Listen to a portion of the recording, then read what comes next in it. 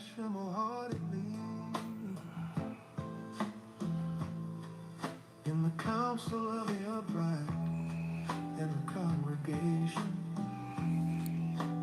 Great are the deeds of HaShem, accessible to all who want them. Glory and majesty are his work. What happened? And his righteousness endures forever. He made a memorial for his wonders. Gracious and compassionate is HaShem. He provided food for those who fear him. Just giving problems again. He eternally remembers his covenant. The strength of his works he declared to his people. To give them the heritage of the peoples. The works of his hands are truth and justice. That's right. Faithful are all his orders. They are steadfast forever. For eternity, accomplished in truth and fairness. He sent redemption to his people. He commanded his covenant for eternity. Holy and awesome is his name.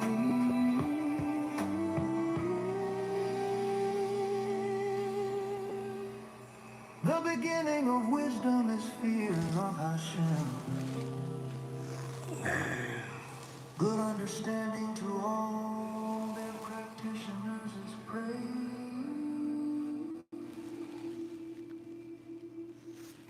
Okay, let's see.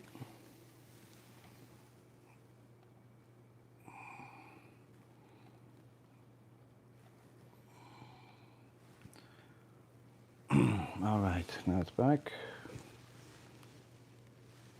Everybody can see me? All right.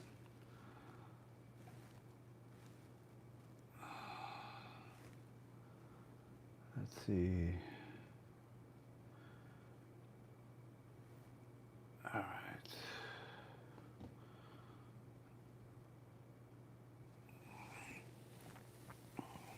Here we go. Okay, בשם השם נעשה ונצליח, שיעור תורה, ברוכים הבאים. We are back here. ברוך השם, השתבח שם לעד, מודה להשם on everything, ברוך השם. We're back here after a break where we had to, Baruch Hashem, continue our journey and have a surgery, Baruch Hashem. And Baruch Hashem, fittingly enough, as a Kadosh Baruch Hu always does it, that everything is in the parasha. That's what the parasha is going to talk about, where we're going to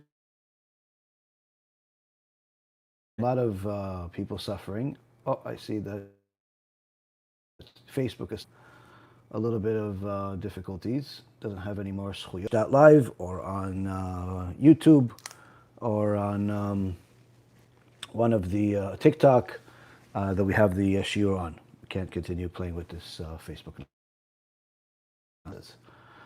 So with that being said, Rabotai, we have Parashat Miketz. Parashat Miketz continues and his suffering journey, but in this week's parasha, the suffering takes a turn for the best, where in an instant, everything ends and turns 180 to the positive way. He goes from being a prisoner in a hole full of filth, full of filthy people, full of horrible things, to being the leader of Egypt. If it wasn't for Paro, he would be the king of Egypt. That's in essence what Paro told him. Aside from the ring, aside from the my position of being Paro, that's it, you have control. And the truth is that we all wish to reach that day for our own personal suffering, especially people that are going through some of the most difficult parts of their life. But how does it work? When does HaShem decree that the suffering is going to end?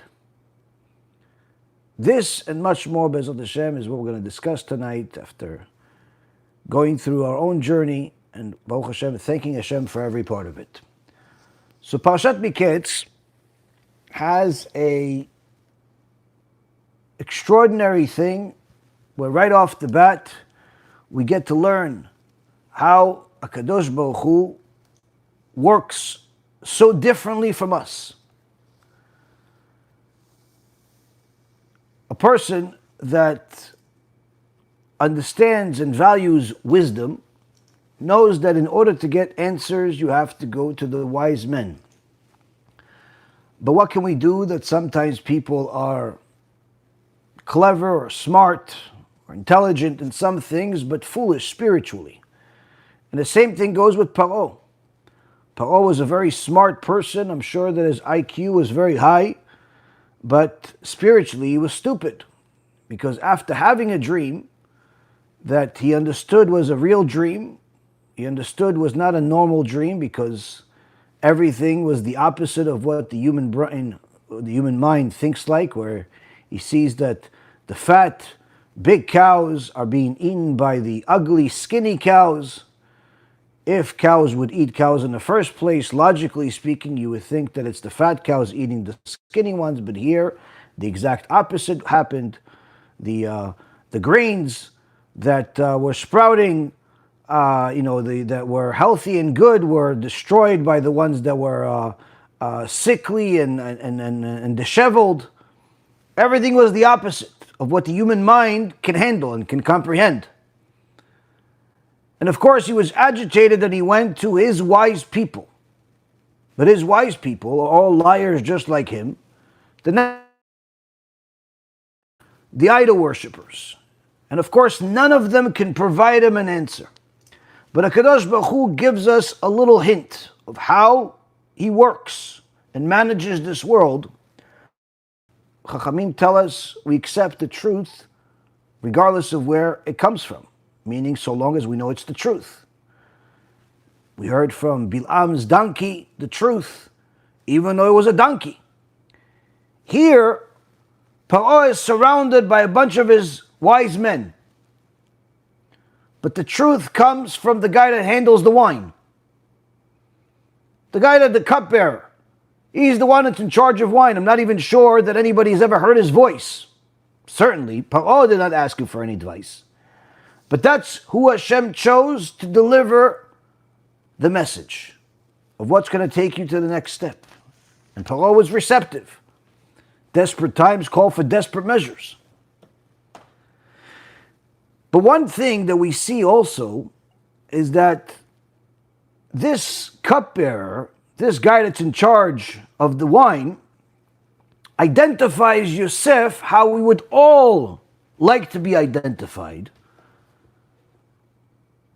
as an Ivri, as a Jew.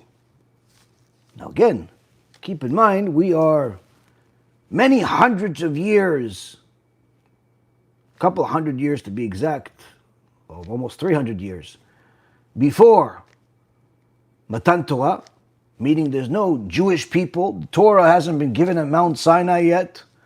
There isn't a Bet Mikdash, there isn't a Yerushalayim, there isn't millions of Jews. This is a small family of about 70 people. That's the Ivrim, that's Yaakov Avinu and his children and his grandchildren. That's all you have. But yet, the cupbearer can identify this Ivri, this Jew. And he says, I was in the prison, in the hole, in the dungeon. After Paro was upset with me. And me and the Saraofim, the Chamberlain of Bakers, both had a dream. And this Ivri, this Hebrew youth,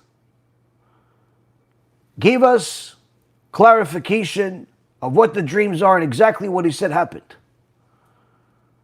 Now, if this was today and somebody said, listen, I got some guidance, I met this Jewish guy, this rabbi, this wouldn't necessarily be so unusual. Why? Because, Baruch Hashem, there's anywhere you go in the world, you're going to find Jews, even though we are very few in comparison to the total population. Still, you're always going to find some clever Jew somewhere. It's easily identifiable. But here in a time where there's literally countless people in the world and just 70 Jews, 70 Ivrim, Yosef made himself identifiable by the way that he looked, by his peyot.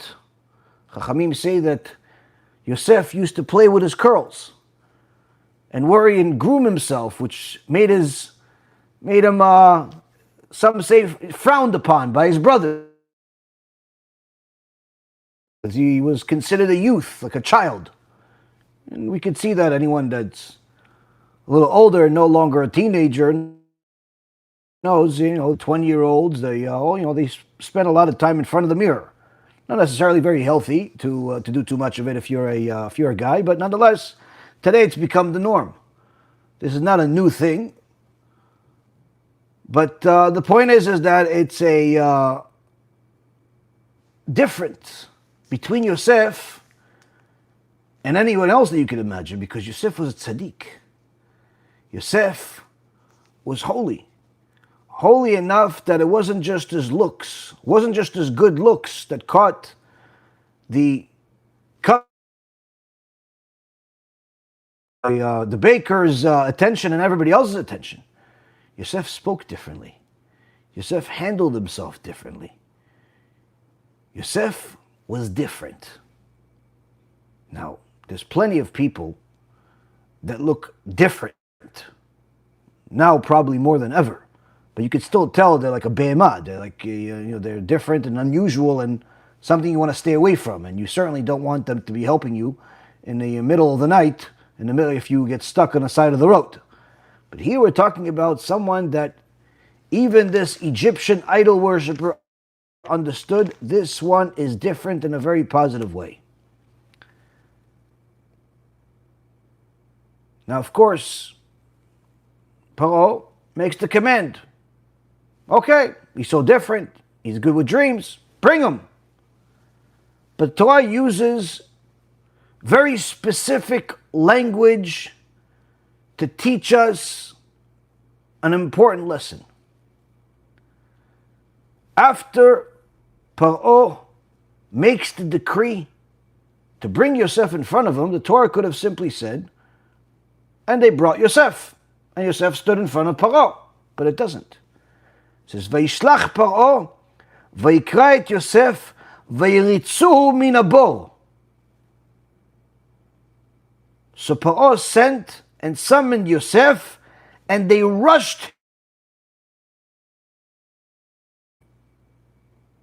Many years ago, when I first learned this, with my dear Rabbi Ephraim,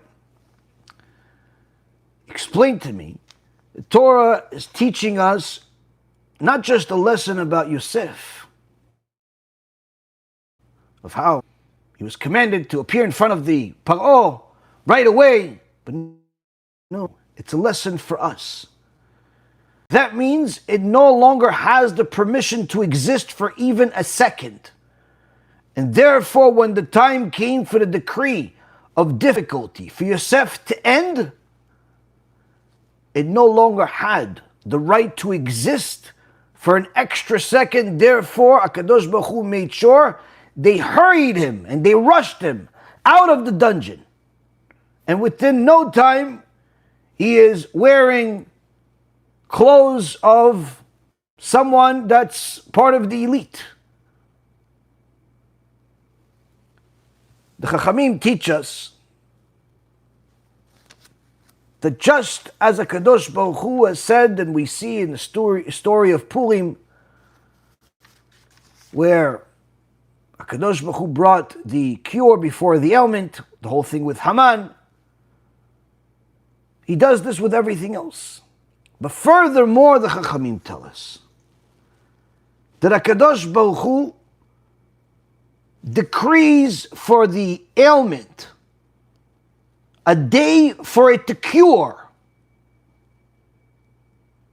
the same time he decrees for it to start.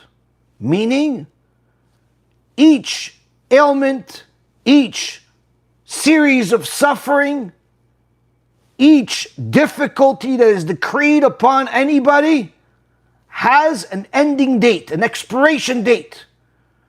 The day that he got sick already had a date of when he will no longer be sick. That may be the next day, that may be the next year, that may be a decade later, that may be 19 years later.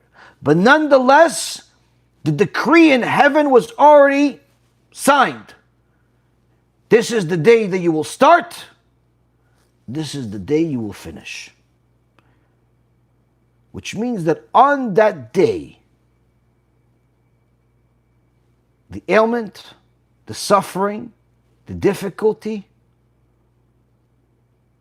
rushes out of the person's life because it has no right to exist anymore. Yosef HaTzadik, after nearly 2 decades, sees his father, sees his family, which we will talk about next week. He only starts seeing his brothers without them knowing who he is at the end of this parasha. His father you won't see till next week. But before all of that happens, Yosef goes through a series of suffering for 12 years where he's literally in a hole in the ground that has no end, surrounded by the filthiest of filth. But already at that moment, there was a decree of when it would end. Of course, a person is going to ask, if there is already a decree for the disease to end, then what's the point of praying for HaShem to take it away? It's a very good question. And for that question, you have to understand, what is the point of prayer? We all understand that HaKadosh Baruch Hu does not need anything. Needless to say, he does not need our prayers. As we also heard recently from Rabbi Victor Miller's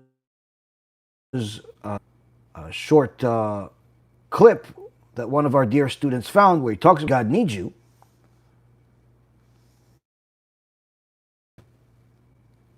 Everyone understands Hashem does not need anything, because if he needed something, he would be lacking. So what's the point of prayer? The prayer, obviously, is for us. But what does it mean for us if Hashem already decreed for the ailment, for the suffering to end at a specific date? Why should I pray? Why should I give tzedakah? Why should I do good things to hurry something that already has an expiration date? Because the point of the prayer, as David HaMelech teaches us, and we learned this in our Bitachon series many years ago and in several other lectures since then, but just as a reminder or a refresher for or a chidush for people that haven't heard it, David HaMelech tells us, there are those that are lying about me. He's talking about the angels. There are angels that are lying about him. Well, what do you mean they're lying about you, David? They're talking about sins that I've made, but I've already done tshuva. So this has nothing to do with me, the sins that they're talking about.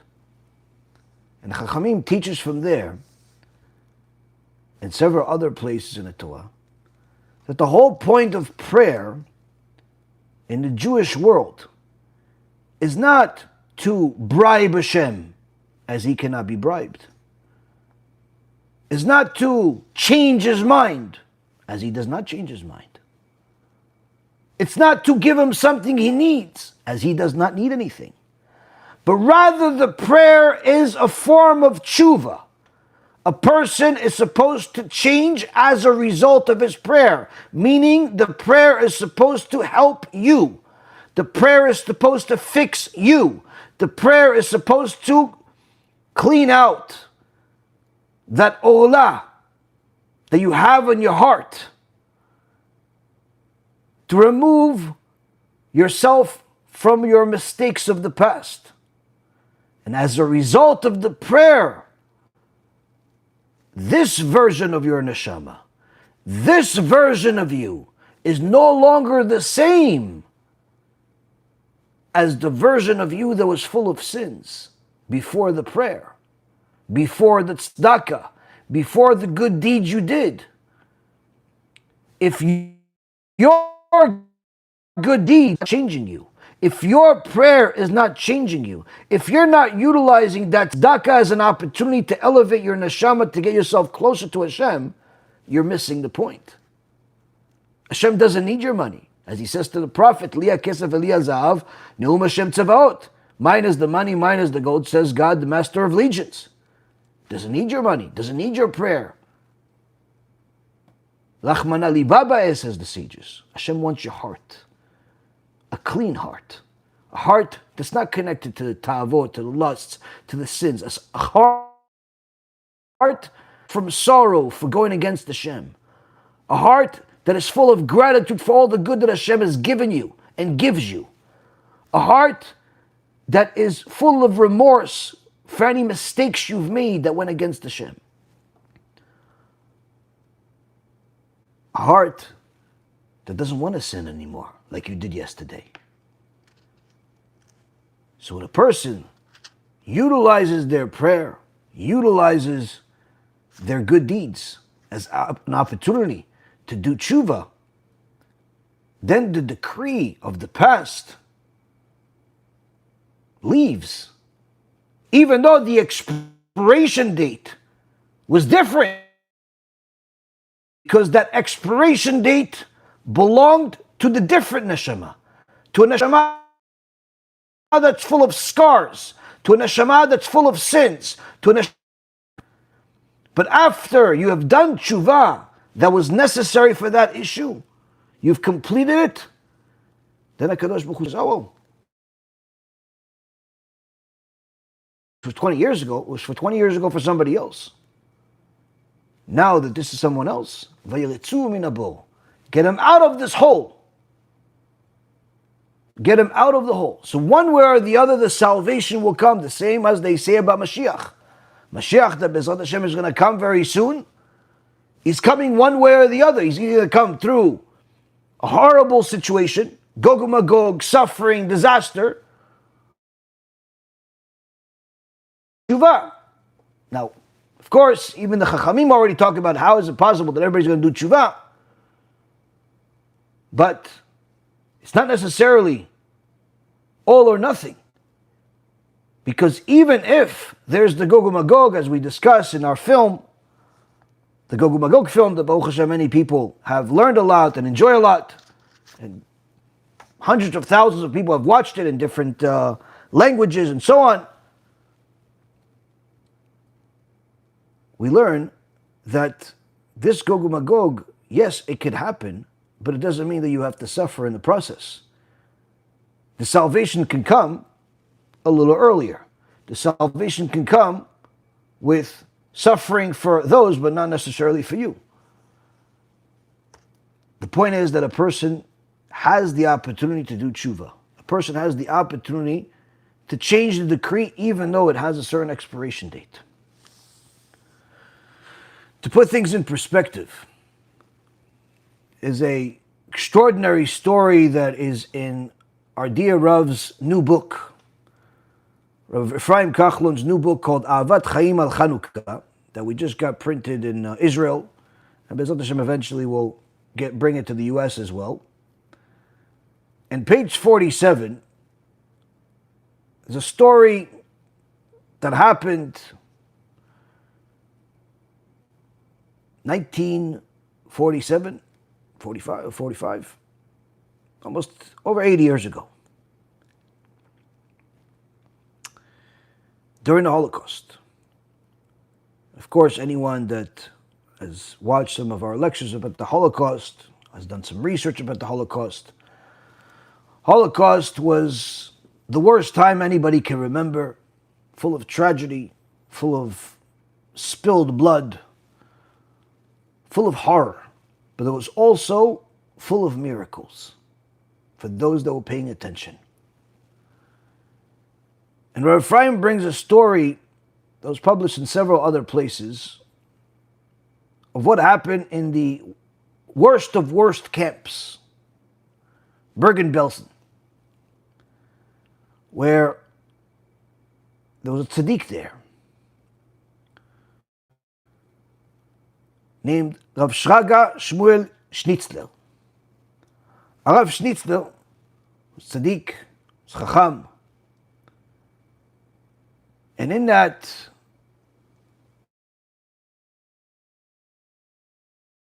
it wasn't enough to just simply hate the Jews. And one day, one of the Nazi soldiers, still firm in his belief in HaShem, and he points the gun at Rav Schnitzler. And of course, everyone is allowed to say a thing. And the Nazi soldier says to him, so you know what, why don't you just say some things that reject your beliefs that will make me happy. Say you don't believe in your God, that you believe in Yoshke. Life. He was certain that this Jewish rabbi that's suffering, that's being enslaved, will accept this offer. Seems like an offer no one would refuse. Who would want to die? But to his dismay and surprise, Rav Schnitzler doesn't waste a moment and says to him, never will I say anything against my God.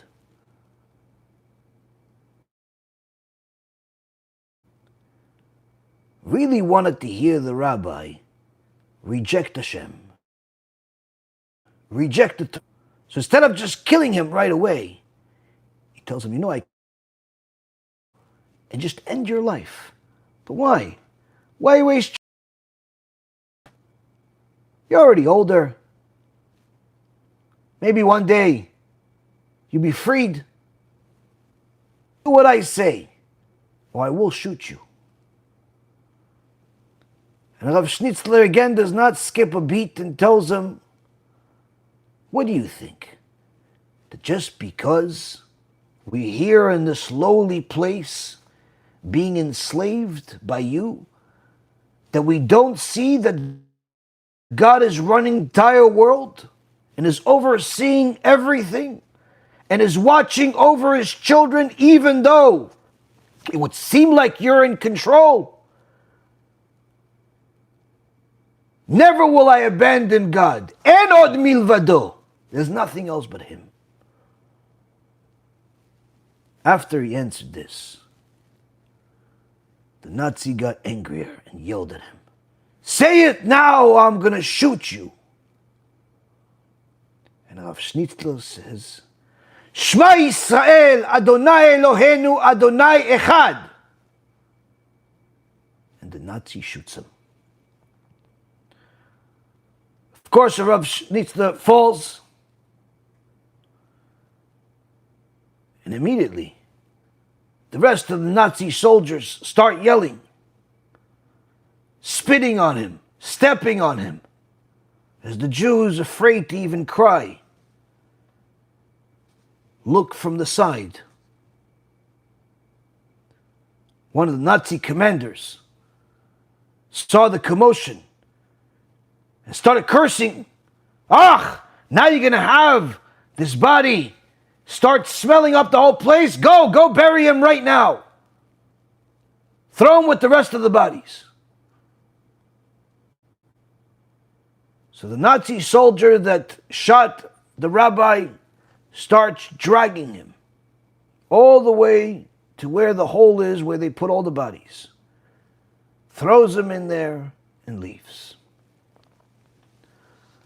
A few moments later, the eyes of the supposedly dead Rav Schnitzler open up. He's too scared to talk. He's too scared to even smile.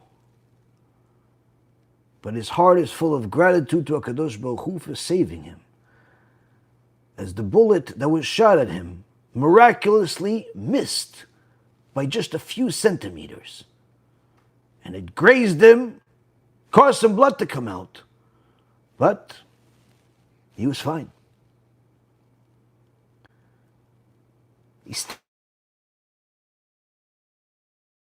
And as the sun came down and became night, he got up out of there.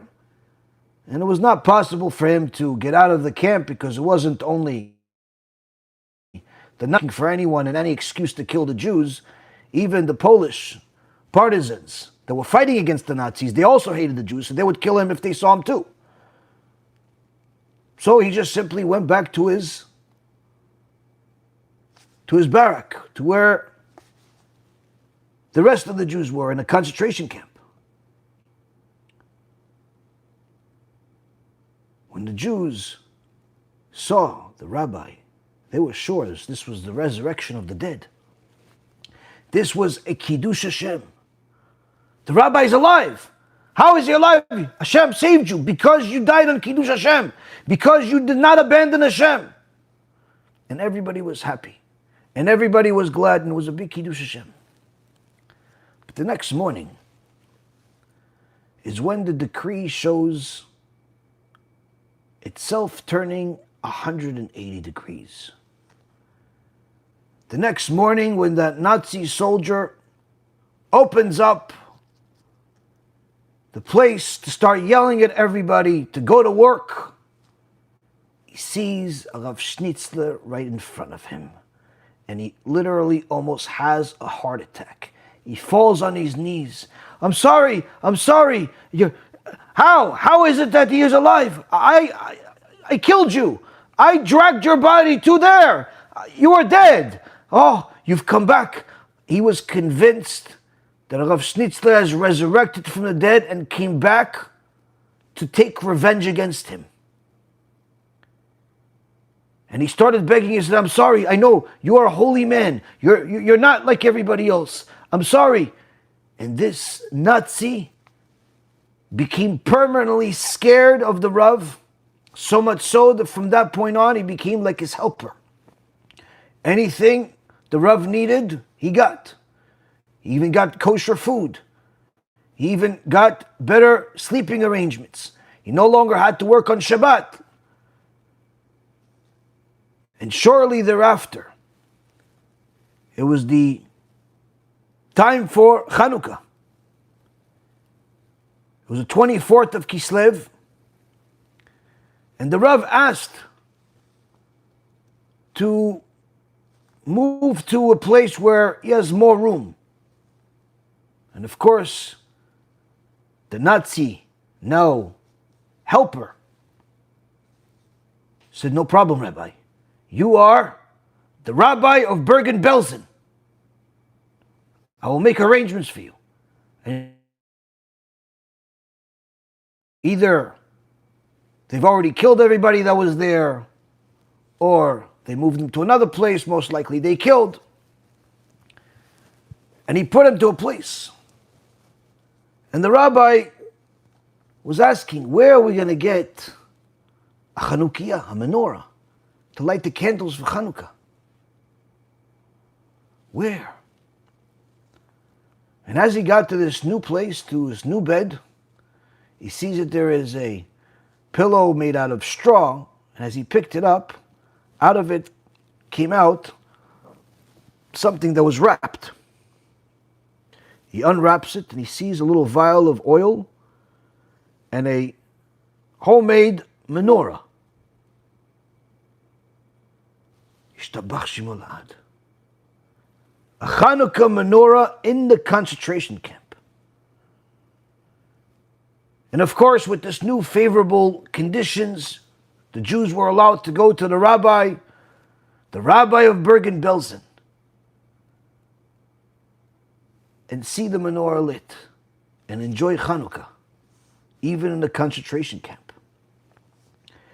Years later, after the Holocaust was over, after the Rabbi made Aliyah to Eretz Yisrael, he told of his story, and one day he went to meet Rabbi Yoel of Satmar, who was also in the same concentration camp at the same time, but in a different place. It was huge. These camps were in the middle of forest. They literally had no beginning, no end. And the two sat down and spoke about their stories. And Rabbi Yoel of Satmar says, my Hasidim found a way to get me out of there. Right a few days before Chanukah, on the 21st of Kislev. And until this day, the only sorrow that I have was that I was not able to use the menorah that I made. And Rav Schnitzler now understood where that menorah came from. Just a few days before he was given that place, that new bed, Rabbi Yoel of Satmar miraculously was removed from this Holocaust, from this Gehenom on this earth. And the place was now free for Rav Schnitzler to complete his journey. Because just as HaKadosh Baruch Hu decreed, the Rabbi Yoel of Satmar's suffering will end, and they would vayiritzu min habor, they would, just that his journey took a different path. His suffering, although didn't end completely, certainly took a major turn. To such a point that he said that that day that he got how HaKadosh Baruch Hu is with them, with the Jewish people, even in the Gehenom of this world called the Holocaust.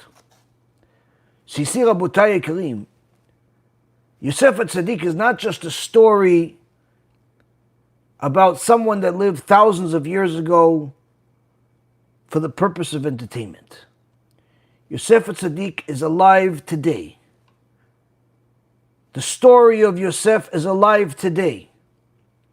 And it's simply waiting for you to apply it to your life. We see how Rav Schnitzler applied it to his life. We see how many of the Chachamim that have gone through different types of sufferings have applied it to their life.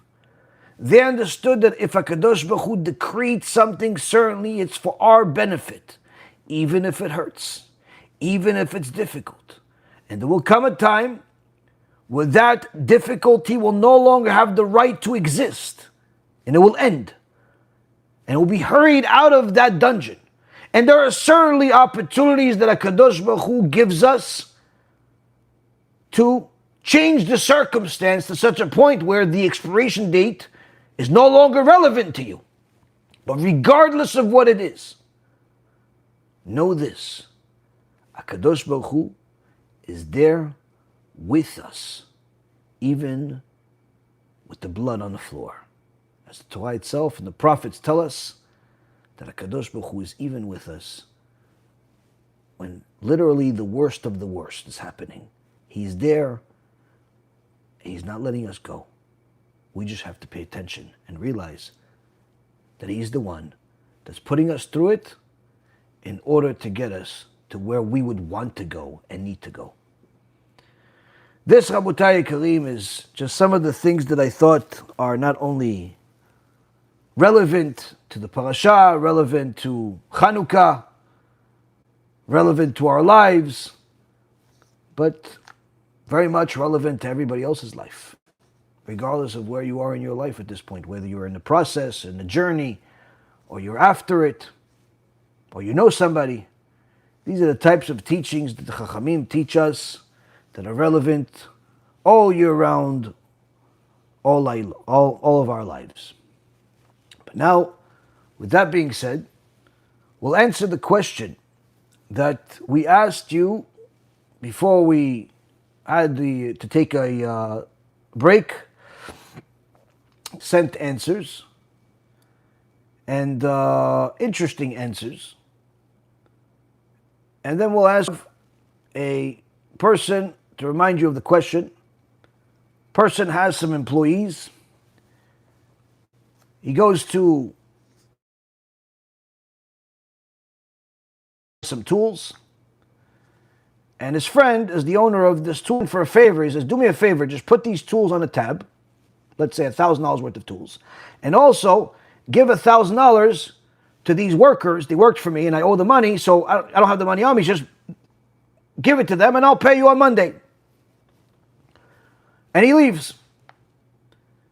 Monday comes, and the guy from the tool shop comes to his friend and says, listen, I paid him the $1,000 and I also gave him the tools, and I need you to pay me. He says, sure, no problem. He starts to take out the $1,000 out of the pocket to pay for the workers, and the tools is just a tab. And at the same time, the workers come and they say, sir, we need the $1,000. We need the payment. He said, what do you mean? I had him pay you. They said, no, sir, he didn't pay us. So they say that they're still owed $1,000. The tool shop owner says he's also owed $1,000. So who should the guy pay? Some of you said he has to pay the workers because it's forbidden to have somebody work for you and even delay the payment. Many people make the sin of delaying the payment that they owe to workers. It's 100% forbidden, according to the Torah. Some say, okay, pay his friend, and these people have to fight it out with the guy, with the tool shop owner.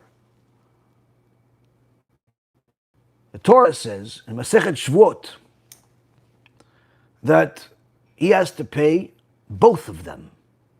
After they both swear that they didn't get the money, that their situation is what their situation is, he has to now pay $1,000 to each. He has to pay the tool shop owner and he has to pay the workers. Why? Because the tool shop owner, he had the agreement with him, and that he has workers that are liars. And the worker is saying, it's not our fault, the situation where your friend is a liar. These are your problems. You're the one that made this deal. And this is what happened. And the Torah says he has to pay both of them. 100% of the money. Meaning, instead of paying $1,000, he now has to pay $1,000 to each, which means he ends up losing. Now I'm going to ask you another question. I think that BeEzrat Hashem, this will also sharpen up some minds. Don't just give an answer for the sake of an answer. It's not a trick question. These are not trick questions. These are halachic questions, which I ask you and I tell you in a way that is relevant to your lives and how you could apply it. So,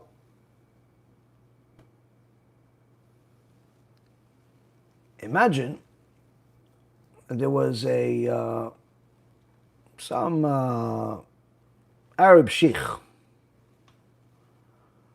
walking in the Central Park. Anyone's familiar with New York, Central Park is huge. And it's in a very, very wealthy area. And this sheikh is walking with his entourage. But he's very, very upset. And he's yelling at his staff, I can't believe it. You guys forgot it. We don't even have time to get it anymore. It's full of money. And it has my watch. The watch is worth $2 million. And he continues walking. A couple of people overhear this. They start paying attention. And they hear that this sheikh left apparently a bag, his personal bag, full of money, and a watch worth a couple of $1,000,000 somewhere in the park.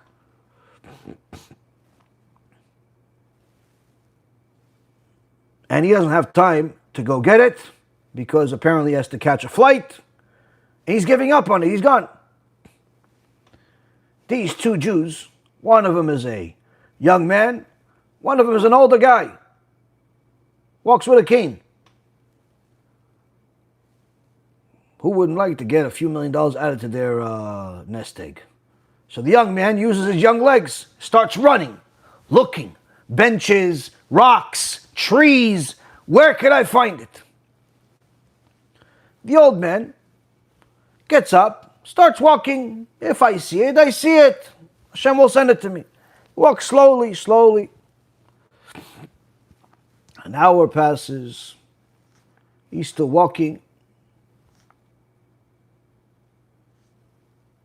They get to a certain place. Say, like a look, almost like a tunnel that they have. And over there, there's some trees. And the young guy, sees something next to the tree. He sees there's like one of these royal Arab emblems on it or something. He runs towards it.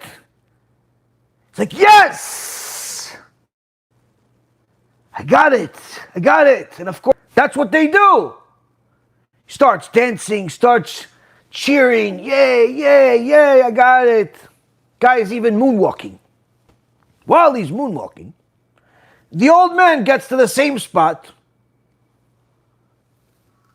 He sees the bag. It's mine. Yes, Baruch Hashem. When the young man sees him, hey, sir, it's mine. Please. Good. No. Why is it yours? It's mine. It's in my hands. What's your hands? I've been here already for 10 minutes. I got here. See, it's mine. It's mine.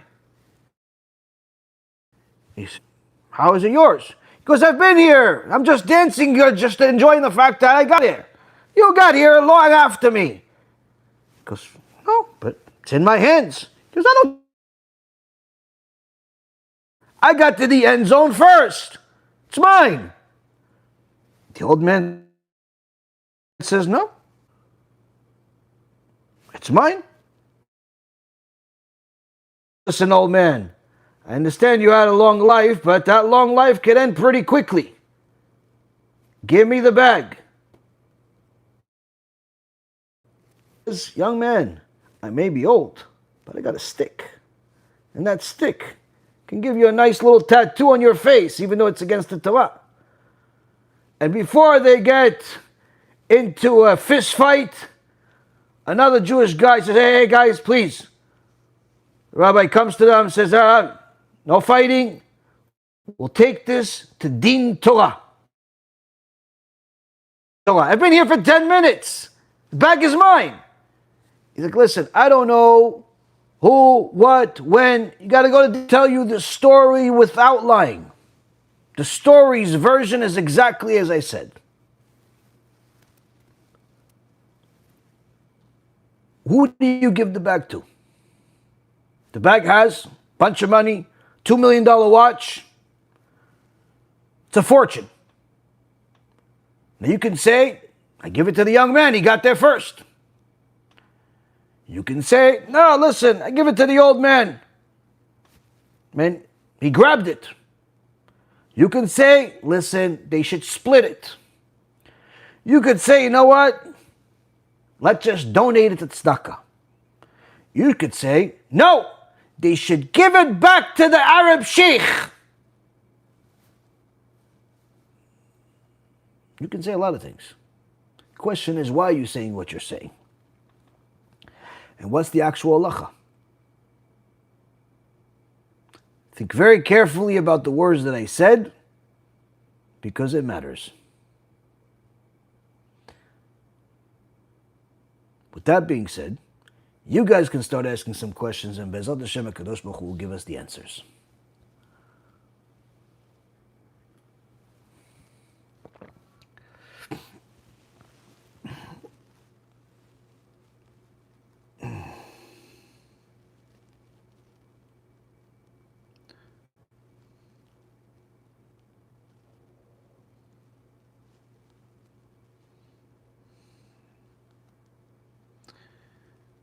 Can you learn Jewish magic?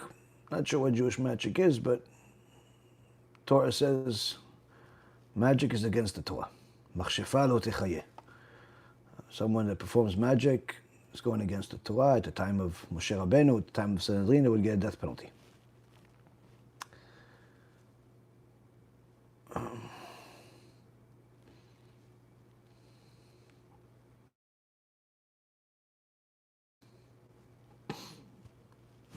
How to contact me?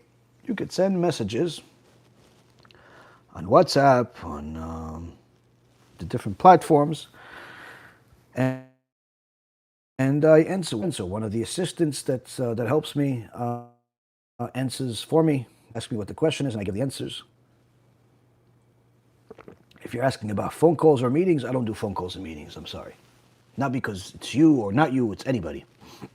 I just don't have the time for phone calls or meetings. You could send questions via, the best way to send me questions is WhatsApp. You could also send it on email. All my information is available on the website, online.